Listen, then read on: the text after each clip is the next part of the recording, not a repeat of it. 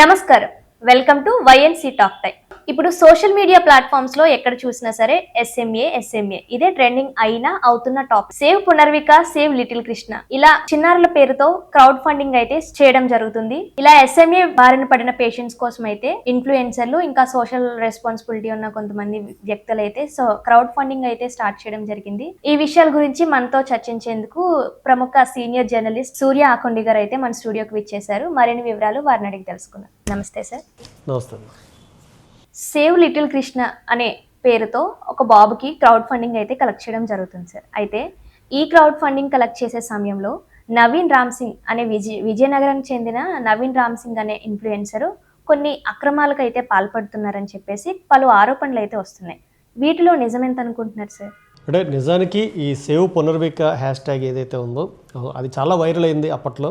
So దాంట్లో దాదాపుగా వాళ్ళకి 3 నుంచి 4 కోట్ల వరకు నిధులు వచ్చాయి. తర్వాత ఎక్సెస్గా వచ్చినటువంటి నిధులు ఏదైతే ఉన్నాయో వాటిని ఎవరైతే పునర్వికకు సంబంధించిన తండ్రి ఎవరైతే ఉన్నారో ఆయన మాకు సఫిషియెంట్ ఫండ్స్ అయితే వచ్చేసాయి, నారా లోకేష్ గారు కూడా మాకు సపోర్ట్ చేస్తున్నారు కాబట్టి ఎవరైతే ఫండ్స్ కలెక్ట్ చేశారో వాళ్ళందరూ కూడా మీ చుట్టుపక్కల ప్రాంతాల్లో ఎక్కడైతే వేరంటే ఎస్ఎంఏ బాధితులు అవ్వచ్చు, మిగతా ఎవరైనా పేషెంట్లు అవ్వచ్చు, వాళ్ళకి ఖర్చు పెట్టుకోండి అని చెప్పేసి అప్పట్లో చెప్పడం అయితే జరిగింది.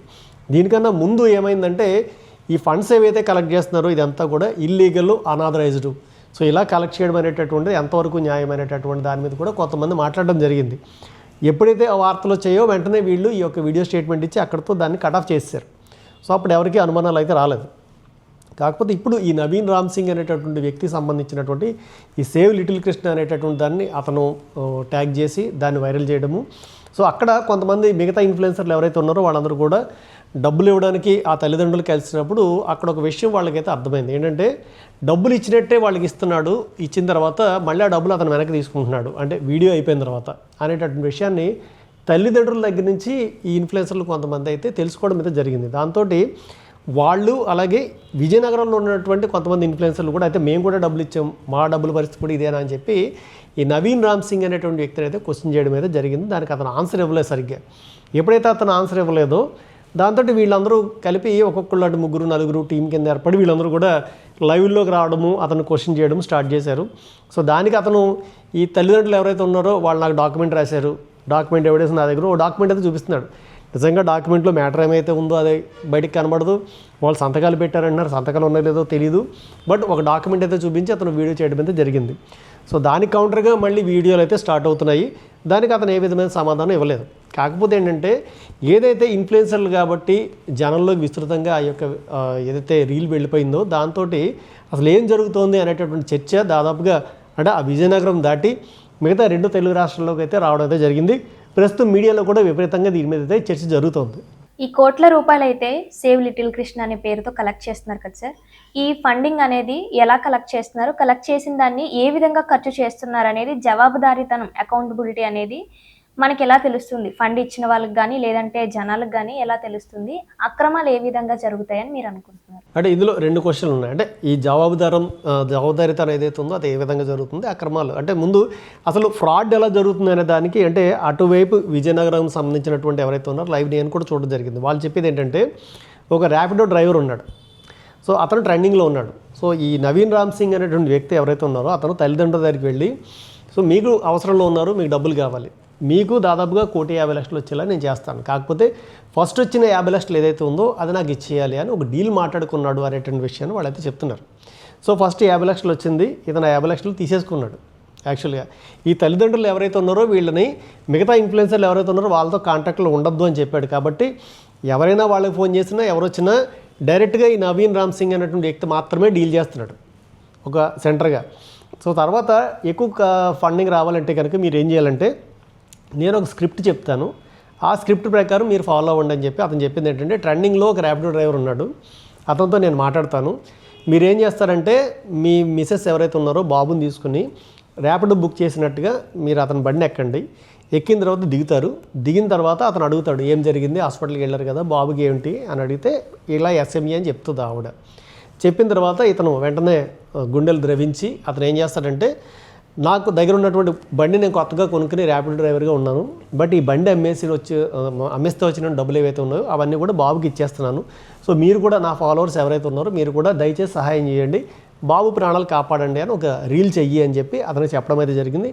అతను రీల్ చేశాడు. రీల్ చేసిన తర్వాత డైరెక్ట్గా డబ్బులు ఇస్తుంటే మళ్ళీ అతను ఫోన్ చేసి, నువ్వు ఇలా డైరెక్ట్గా డబ్బులు ఇచ్చేస్తే ఇంపాక్ట్ ఉండదు, ఈ డబ్బులు తీసుకుని ఒక ఆటో ఎక్కుతూ రీల్ చేయి, ఆటోలో వెళ్తూ డబ్బులు తీసుకెళ్తున్నట్టుగా మళ్ళీ నువ్వు ఒక స్క్రీన్ ప్లే అనమాట, తీసుకెళ్ళిన తర్వాత వాళ్ళగా డబ్బులు ఇయ్యి, ఆ డబ్బులు ఇస్తున్నట్టుగా మళ్ళీ ఇచ్చి మళ్ళీ ఇంకొకసారి ఓ రీల్ చెయ్యి. ఇలా అంటే దశల వారీగా ఎవరైతే ట్రెండింగ్లో ఇన్ఫ్లుయెన్సర్స్ ఉన్నారో వాళ్ళందరితో కూడా తిన్న రీల్స్ చేయించడము, అంటే కథ, స్క్రీన్ ప్లే, దర్శకత్వం మొత్తం అంతా కూడా నవీన్ రామ్ సింగే చేశాడు అనేటటువంటిది వాళ్ళు చెప్తున్నారు. సో ఇందులో భాగంగానే ఎప్పుడైతే ఈ యొక్క ర్యాపిడో డ్రైవర్ ఎంటర్ అయ్యాడో, విజయనగరంలో ఉన్నటువంటి మిగతా ఇన్ఫ్లుయెన్సర్లు అందరూ కూడా ఎంటర్ అయ్యి వాళ్ళకి తోచినటువంటి దాంట్లో వాళ్ళు కూడా రీల్స్ చేసి సహాయం చేయండి అని చెప్పడం అనేది జరిగింది. సో ఈ రకంగా వచ్చినటువంటి డబ్బులన్నీ కూడా తల్లిదండ్రులకు వెళ్ళడం లేదు.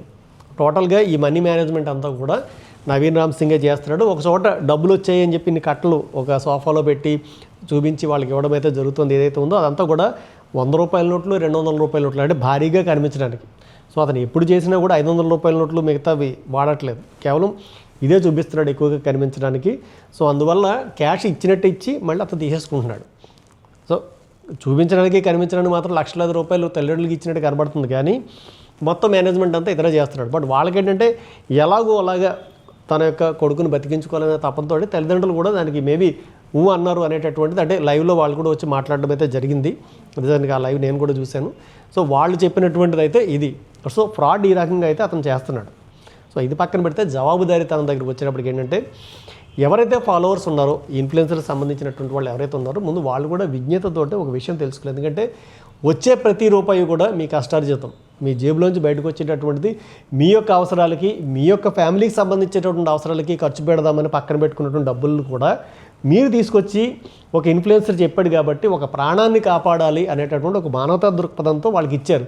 బట్ మీరు ఇచ్చినటువంటి ప్రతి రూపాయి కూడా అక్కడికి చేరుతుందా, లేకపోతే ఇన్ఫ్లుయెన్సర్ దగ్గర ఆగిపోతుందా అనేటటువంటి దాన్ని చెక్ చేసుకునేటటువంటి అధికారం ఖచ్చితంగా మీకు ఉంది. బట్ దీంట్లో ఏంటంటే, ఇక్కడ ప్రతి మనిషి కూడా వాళ్ళ దగ్గరకు వచ్చి చెప్పలేడు, ప్రతి మనిషికి వాళ్ళు చెప్పలేరు. కాబట్టి మీడియంగా గవర్నమెంట్ ముందు రెస్పాన్సిబిలిటీ తీసుకోవాలి. ఫస్ట్ వాళ్ళే ఒక పోర్టల్ ఓపెన్ చేసి ఏదైతే ఇలాంటి ఫండింగ్ ఏదైతే వచ్చిందో అనాథరైజ్డ్గా మీరు వెళ్ళొద్దు, ఎందుకంటే అకౌంటబిలిటీ ఉండదు. కాబట్టి మీరు ఈ గవర్నమెంట్ సంబంధించినటువంటి దీంట్లో ఎన్జిఓ అవ్వచ్చు, లేకపోతే ఇంకోటి పోర్టల్ అవ్వచ్చు, దీంట్లో కనుక మీరు కడితే దీన్ని మేము వాళ్ళకి ఉపయోగిస్తాము అని చెప్పేటటువంటి పరిస్థితి ముందు గవర్నమెంట్ ఇనిషియేటివ్ తీసుకోవాలి. లేకపోతే ఎవడు పడితే వాడు ఏది పడితే అది జెన్యూన్ అవ్వచ్చు, కాకపోవచ్చు, ఏదైనా జరగచ్చు. బట్ దానికి వీళ్ళ యొక్క ప్రజల యొక్క ధనము అనవసరంగా మిస్యూజ్ అవుతుంది. అంతేకాకుండా ఇలాంటి ఫ్రాడ్లకి పాల్పడేటటువంటి మనస్తత్వం ఉన్నటువంటి కొంతమంది ఇన్ఫ్లుయెన్సర్లు ముసుగులో వచ్చి దాన్నే వాళ్ళ యొక్క వ్యాపారం కింద అవ్వచ్చు, లేకపోతే మనీ సోర్స్ కింద వాళ్ళు కూడా ఉపయోగించుకునే అవకాశం అయితే ఉంటుంది కదా. ప్రస్తుతం అదే జరుగుతుంది. ఎందుకంటే ఒక వ్యాపార సంస్థ పెట్టి లేకపోతే ఒక ఉద్యోగం చేస్తే ఒక 50 లక్షల రూపాయలు వెంటనే రావు. ఒక జీవితకాలం పట్టచ్చు, జీవితకాలంలో 50 లక్షల రూపాయలు సంపాదించుకుంటూ కూడా చనిపోవచ్చు. కాకపోతే ఇక్కడ ఒక నెల వ్యవధిలో, ఒక వారం వ్యవధిలో లక్షలాది రూపాయలు, కోట్లాది రూపాయలు వచ్చేస్తున్నాయి. స్టార్టింగ్ లిటిల్ కృష్ణ కోసం వాళ్ళు ఏర్పాటు చేద్దాం అనుకుంటున్న ఫండ్ 1,50,00,000 మాత్రమే. కాదా తర్వాత దాన్ని 3 కోట్లు పెడదాం అనుకున్నారు. ఆ 3 కోట్లు 9 కోట్లు అయింది, 9 కోట్లు 11 కోట్లు అయింది. సో ఇలాగ పెంచుతూ పోతూ ఉండడం వల్ల అక్కడ ఉన్నటువంటి ఇన్ఫ్లుయెన్సర్స్కి కూడా అనుమానం వచ్చింది. సో అది కాకుండా కొంత మిలాప్ కానీ లేకపోతే మిగతా రకరకాలైనటువంటి యాప్స్ ఉన్నాయి కదా, దాంట్లో పెట్టచ్చు కదా అంటున్నారు. దాంట్లో పెడితే అంటే యాక్చువల్గా ఫ్రాడ్ చేయడానికి అయితే కుదరదు, కానీ ఆ పేషెంట్ ఏ పేరు మీద అయితే మీరు ఆ క్యూఆర్ కోడ్ తీసుకున్నారో వాళ్ళకి మాత్రమే ఖర్చు పెట్టాలి. బట్ ఇక్కడ ఇంకోటి ఏంటంటే, వాళ్ళు కూడా స్టార్టింగ్ 5%, 2%, 6% ఉన్నటువంటి కమిషన్ రేటు ఈరోజు 19% వరకు కూడా పెంచేస్తున్నారట. సో అంటే ఆ యాప్ ఏదైతే ఉందో వాళ్ళు లాభపడుతున్నారు దీనివల్ల. సో ఓవరాల్గా చూసుకుంటే కనుక ఇందులో లబ్ధిదారుడు ఎవరైతే ఉన్నాడో ఎండ్కి వచ్చేటువంటి రిజల్ట్ ఏదైతే ఉందో వాళ్ళకన్నా బాగుపడేది మధ్యలో ఇన్ఫ్లుయెన్సర్ల ముసుగులో ఫ్రాడ్ చేసేటువంటి వాళ్ళు ఎక్కువ అవడం వల్ల వీళ్ళే బాగుపడుతున్నారు. అంటే పునర్విక దాంట్లో కూడా చూసుకుంటే ఇన్ఫ్లుయెన్సర్లు కొంతమంది వచ్చి వాళ్ళకి డబ్బులు ఇవ్వడం వరకు అది కనబడింది. కాకపోతే బస్ స్టేషన్లో, రైల్వే స్టేషన్లో, రోడ్ల మీద ఎక్కడ పడితే అక్కడ కలెక్ట్ చేసినటువంటి ఫండ్స్ వాళ్ళు ఎవరో కూడా తెలియదు. ఒక క్యూఆర్ కోడ్ పెట్టుకున్నారు, ఒక ఫ్లెక్స్ పట్టుకున్నారు, ర్యాలీలు చేశారు, రోడ్డు మీద వెళ్ళారు. బట్ ఆ డబ్బులన్నీ ఏమైపోయాయి ఇప్పటిదాకా తెలియదు. ఎక్కడికి వెళ్ళిపోయినట్టు తెలియదు. కాబట్టి అకౌంటబిలిటీ లేకుండా ఇలా ఫండ్స్ కలెక్ట్ చేయడం అనేటటువంటిది ఖచ్చితంగా ఆర్థిక నేరం కిందకైతే వస్తుంది. బట్ ఈ ఆర్థిక నేరగాళ్ళ రూపంలోకి ఇన్ఫ్లుయెన్సర్ మారుతున్నటువంటి ఈ విధానాన్ని ఖచ్చితంగా మన యొక్క గవర్నమెంట్ అవ్వచ్చు, పోలీసు వారు అవ్వచ్చు దృష్టి పెట్టి ఖచ్చితంగా కంట్రోల్ చేయాల్సినటువంటి అవకాశం ఎంతైనా ఉంది. ఎవరైతే సోషల్ మీడియా ఇన్ఫ్లుయెన్సర్స్ ఉన్నారో లేదా సెలబ్రిటీస్ కానివ్వండి, కేవలం ఈ ఎస్ఎంఏ వ్యాధిని మాత్రమే హైలైట్ చేయడం గల కారణాలు ఏంటంటారు సార్? Correct question. ఎందుకంటే ఈ ఎస్ఎంఏ అంటే నిజంగా గవర్నమెంట్ దృష్టిలో ఇప్పుడు రేర్ ఫండ్ ఒకటైతే ఉంది, దానికి సంబంధించినటువంటి ఒక దాన్ని ఫండ్ పక్కన పెట్టారు. సో వీళ్ళు అనేటటువంటిది ఏంటంటే మీరు ఎస్ఎంఏ పేషెంట్లకు ఇవ్వచ్చు కదా అనేటటువంటి, అంటే మీ యొక్క కుటుంబంలో ఎవరైతే బాధితులు ఉన్నారో ఆ బిడ్డలు మన బ్లడ్ కాబట్టి మన వాళ్ళు కాబట్టి మనకే వస్తే బాగుంటుంది అనేటటువంటిది మీకు ఎలాగుందో గవర్నమెంట్ దృష్టిలో అందరి పిల్లలు సమానమే. ఎస్ఎంఏ పేషెంట్లు మాత్రమే ఇవ్వదగినటువంటి అంటే ఫలితాలు ఇవ్వదగినటువంటి వాళ్ళు, మిగతా వాళ్ళు అనాథరైజ్డ్ అనేటటువంటి విషయం గవర్నమెంట్ దృష్టిలో ఉండదు. అందరూ సమానమే కాబట్టి వాళ్ళకి కొన్ని ప్రయారిటీస్ ఉంటాయి. అత్యవసరంగా ఎవరికి ఇవ్వాలి అనేటటువంటి వాళ్ళు చూసుకుని దానికి ఫండ్స్ రిలీజ్ చేస్తారు. బట్ అక్కడ దాకా వెళ్ళడానికి అంటే ఈ ఒక పేషెంట్ ఉన్నారు అనేటువంటి విషయము తెలియడానికి ఇన్ఫ్లుయెన్సర్స్ అనేటటువంటి ఒక ప్లాట్ఫామ్ ఉపయోగపడింది. అక్కడ వరకు ఓకే. కాకపోతే గవర్నమెంట్ ఇవ్వాలో వద్దా అనేటటువంటి దానికి గవర్నమెంట్ కొన్ని ప్రయారిటీస్ ఉంటాయి. సో దాని ప్రకారమే గవర్నమెంట్ వెళ్తూ ఉంటుంది. కాకపోతే ఇన్ఫ్లుయెన్సర్లు ఏం చేస్తున్నారంటే ఎస్ఎంఏ మాత్రమే ఎందుకు చేస్తున్నారు, తలసేమియా ఉంది, ఒక 1000 రూపాయలు 10,000 రూపాయలు ఉంటే కాపాడబడేటటువంటి ప్రాణాలు ఎన్నో గవర్నమెంట్ హాస్పిటల్లో చాలా ఉంటాయి. సో అలాంటి వాటికి వెళ్ళేటటువంటి డబ్బు అవ్వచ్చు, లేదంటే అనాథ పిల్లలు ఉంటారు, ఆ అనాథ శరణాలయాలకి చాలా వరకు ఎన్జిఓలు చాలామంది సహకారం చేస్తుంటారు. ఆ ఎన్జిఓలకు డబ్బులు ఇచ్చేది కూడా మళ్ళీ ఇలాంటి కామన్ పీపులే, ఈ ప్రజలే. సో ఈ ప్రజలు అటు వెళ్ళేటటువంటిది కేవలం ఒక్క ప్రాణం ఏదైతే ఉందో అక్కడికే కొన్ని కోట్లాది రూపాయలు అంతా వెళ్ళిపోయిన తర్వాత మళ్ళీ ఎన్జిఓస్ కానీ లేకపోతే ఇంకోటి వాళ్ళు కానీ వాళ్ళ దగ్గరికి వెళ్తే వాళ్ళ దగ్గర డబ్బులు లేవు ఇవ్వడానికి. కాబట్టి ఒక్క ప్రాణం నిలబట్టేటటువంటి దాంట్లో కొన్ని వేల ప్రాణాలు, వందల ప్రాణాలు బలైపోతున్నాయి. ఇది గ్రౌండ్ రియాలిటీ నిజానికి. బట్ వీళ్ళు ఎందుకు చేస్తున్నారంటే ఒక ఇన్ఫ్లుయెన్సర్ చేశాడు, అతను హీరో అయ్యాడు. ఆ ఇన్ఫ్లుయెన్సర్ నేను కారు అమ్మేస్తున్నాను, పొలం అమ్మేస్తున్నాను, లేకపోతే నా మెడలో గోల్స్ ఇచ్చాను, కంకణం ఇచ్చాను అనగానే ఇన్ఫ్లుయెన్సర్లు అందరూ కూడా ఏం చేస్తున్నారు, అతను హైలైట్ చేస్తున్నారు. సో అతను ఓవర్ నైట్ హీరో అవుతున్నాడు. సో అలాగే మేము కూడా కనబడాలనేటువంటి ఉద్దేశంతో కొంతమంది డబ్బులు ఇస్తున్నారు. బట్ జెన్యున్గానే ఉన్నటువంటి అరే మన బిడ్డ లాంటి బిడ్డే అక్కడ కూడా బాధపడుతుంది అనేటువంటి దాంట్లో కొంతమంది డబ్బులు ఇస్తున్నారు. బట్ ఈ క్రమంలో ఏంటంటే కొత్తగా వచ్చినటువంటి ప్రతివాడు ఒక ఇన్ఫ్లుయెన్సర్ అవతార వ్యక్తి. అంటే ముందు డబ్బులు ఇచ్చాడు, ఆ డబ్బులు ఇచ్చిన వాడు హీరో అయ్యాడు, హీరో అయిన తర్వాత వీడియో ఒక ఉద్యమం చేస్తున్నాడు. సో అది మిగతా వాటి మీద చేస్తే అవ్వట్లేదు, ఎందుకంటే పెద్దగా ఎవరు స్పందించట్లేదు. బట్ ఎస్ఎంఏ మీద చేస్తే కనుక ఓవర్ నైట్ వాడికి ఒక టైప్ ఆఫ్ క్రేజ్ వస్తుంది, ఒక సెలబ్రిటీ ఇది వస్తుంది. సో దాని గురించి అని చెప్పి వీళ్ళందరూ కూడా ఏంటంటే ఇన్ఫ్లుయెన్సర్లుగా మారి ఈ ఎస్ఎంఏ మీద పడ్డారు. బట్ ఎస్ఎంఏనే కాకుండా చాలా వ్యాధులు ఉన్నాయి, చాలామంది బాధితులు ఉన్నారు. వాళ్ళందరూ ఎందుకు వెలుగులోకి రావట్లేదు అంటే దానికి సాలబిలిటీ లేదు. ఎవరు దాని మీద రీల్స్ చేస్తే లైకులు కొట్టట్లేదు, వ్యూస్ రావట్లేదు, డబ్బులు ఇవ్వట్లేదు, కాబట్టి వాటిని పట్టించుకోవట్లేదు. బట్ ప్రస్తుతం ట్రెండింగ్లో ఇది ఉంది కాబట్టి దీని మీద చేస్తే మిగతా వాళ్ళందరి యొక్క ఫోకస్ మన మీదకి వస్తుంది. కాబట్టి ఎస్ఎంఏని మాత్రమే లక్ష్యంగా చేసుకుని కొంతమంది అంటే ఎవరైతే క్రిమినల్ మెంటాలిటీ ఉన్నటువంటి వాళ్ళు కావచ్చు, ఆర్థిక నేరాలకి అలవాటు పడినటువంటి వాళ్ళు అవ్వచ్చు, వీళ్ళందరూ కూడా దీని ఒక ప్లాట్ఫామ్గా చేసుకుని ప్రస్తుతానికైతే వాళ్ళు వాడుకుంటున్నారు. సో ఇది ఎస్ఎంఏకి సంబంధించిన పూర్తి వివరణ అయితే మన సూర్య ఆకుండి గారు అయితే మనకి ఇవ్వడం జరిగింది. మరిన్ని కొత్త వీడియోస్ కోసం, మరిన్ని అప్డేట్స్ కోసం చూస్తూనే ఉండండి వైఎన్సీ టాక్ టైం.